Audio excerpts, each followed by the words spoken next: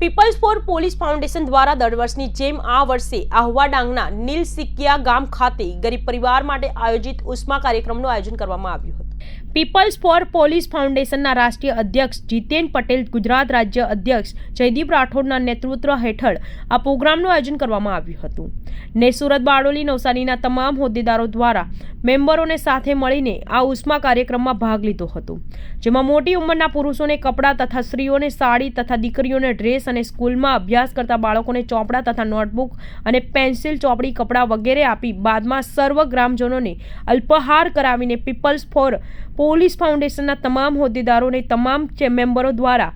આ કડકડતી ઠંડીમાં આપણા સમાજને જરૂરિયાતમંદોને મદદરૂપ બની માનવતા મહેકતા અને આ કાર્યક્રમને સફળ કરવામાં આવ્યું હતું।